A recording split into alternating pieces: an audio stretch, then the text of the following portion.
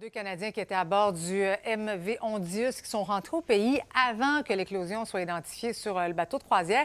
Ce sont donc deux Ontariens et sur leur vol de retour, ils ont été en contact avec un Québécois qui pourrait avoir été infecté.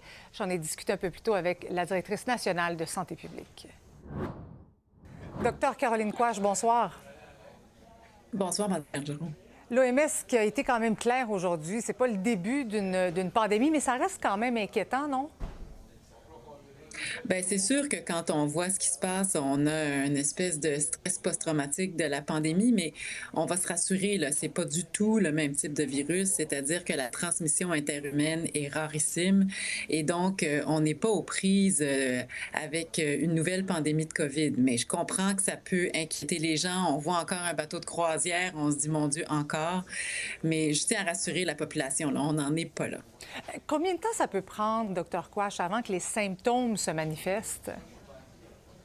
Oui, alors en fait, avec l'antivirus, ça peut aller jusqu'à 45 jours. Donc, on parle d'une période d'incubation qui est quand même passablement plus longue. Je vous dirais qu'en moyenne, c'est 2 à 3 semaines, mais ça peut aller jusqu'à 6 semaines. Est-ce que quelqu'un peut être porteur, mais asymptomatique? Et si oui, est-ce que le virus peut être transmis sans symptômes? Alors, on peut être contagieux ou enfin avoir le virus en nous, pas nécessairement être contagieux, je me reprends, mais le virus peut commencer à être détecté 2 jours avant le début des symptômes. Donc oui, c'est possible, mais encore une fois, on revient sur le fait que ce virus-là est peu transmissible entre humains. De manière générale, il s'acquiert par des contacts avec les excréments, la salive ou l'urine de souris, surtout quand on les aérosolise. Donc, quand on balaie, par exemple, un chalet qui a été fermé et qu'on met en suspension dans l'air les excréments ou l'urine de souris, bien, à ce moment-là, on peut inhaler les particules et le virus et devenir infecté.